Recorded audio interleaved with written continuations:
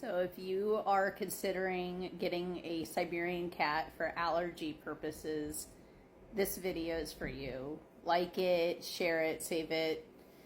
So let's get into it. So Siberians are hypoallergenic. And before you come for me, hypoallergenic means that they are less likely to cause a reaction. And why is that? Well, for whatever reason, Siberians have low levels of the FeLD1 antigenic protein in their saliva, and that's what most people are allergic to. That doesn't mean that everyone that's allergic to cats is going to be great with a Siberian, and it doesn't mean that you won't have any reaction at all.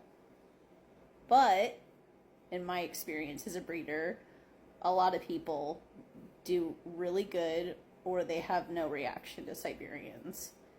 But I highly recommend you do allergy testing with the breeder you are considering getting a cat from, because as I will show you, there is so much that's just up in the air when it comes to allergy testing with Siberians.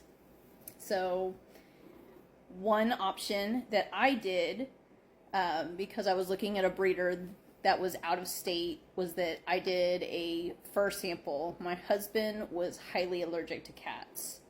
So we had a fur sample sent for him to rub all over himself, pet, see if he had a reaction.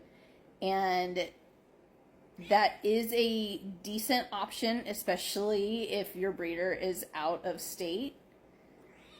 But most breeders are not sending those samples correctly.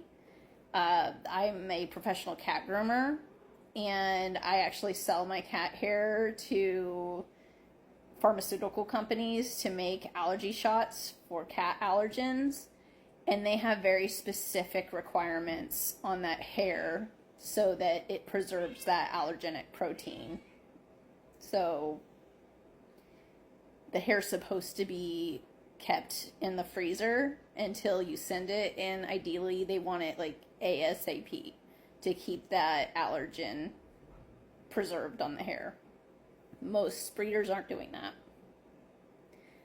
Another testing that people will do, that especially not ethical breeders, they sell these kittens because they're hypoallergenic, and that's their whole spiel. And they say they have low allergen lines and that they test their cats. Well, there's apparently testing out there, and I will admit ignorance on this, that you can send in samples and they'll tell you if they're low or high allergen. That's all great and all, but every cat and every person is an individual. And even if you test with the parents and the parents are low allergen, that doesn't mean that the kitten is or will be low allergen. And that's also a problem, is many are sending in testing for kittens, and that can change as they age. So if that's all they offer you allergy testing wise, I would be very hesitant to go with that breeder.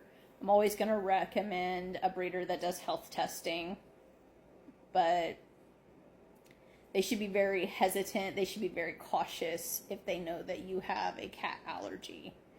So what I personally prefer is that if they are very allergic to cats, that they get a retired cat, because we already know what that cat's allergen load level is, and we'll know if they're going to have a reaction to it or not, if they could possibly live with that cat. With a kitten, like I said, it can change over time. What I usually end up doing is, because I have the grandparents of my kittens at home, I usually have owners, if they are close enough, test with Radegast or Shoya at a pet-friendly store that doesn't normally have cats. And the reason that I do that versus the parents, which sometimes I will test with the parents, but the reason that I personally do that is because spayed and neutered cats have lower levels of that FeLD1 protein. So if I'm testing with the parents and they have a reaction, they may not have a reaction to the kitten because the kitten's already going to come to them spayed and neutered, and, you know, that's not going to change.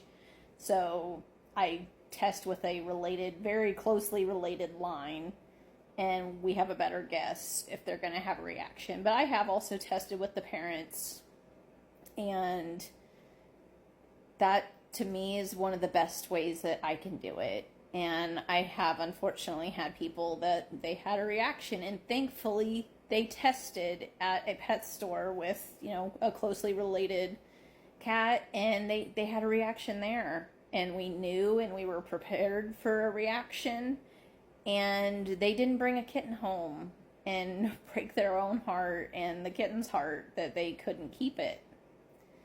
So I really recommend doing your due diligence, doing your research into not just the allergy aspect of getting a Siberian, but making sure that you're getting one that does all the proper health testing and shows their cats. But you're definitely going to have to do some research if you're looking for allergy purposes.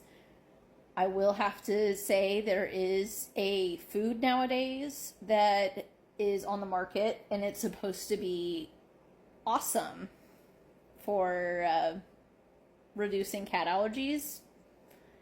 My problem with it is that it's dry food, which is awful for cats. So I would love for them to change that and have a wet or a raw variety available.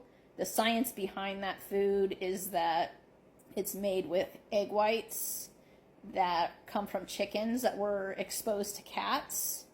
So you may be able to make this yourself and see if it works. But when chickens are exposed to cats when they're laying their eggs, they make a protein or something that destroys that antigenic protein in the cat hair.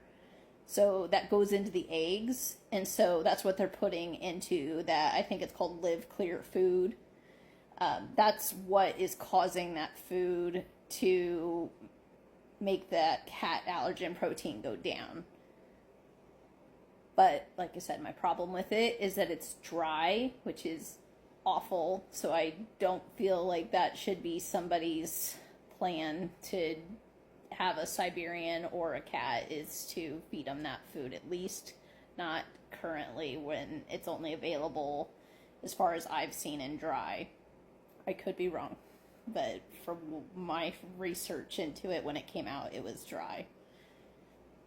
But I am happy to answer any questions you may have about Siberians or cat allergies or testing. I make breeder recommendations.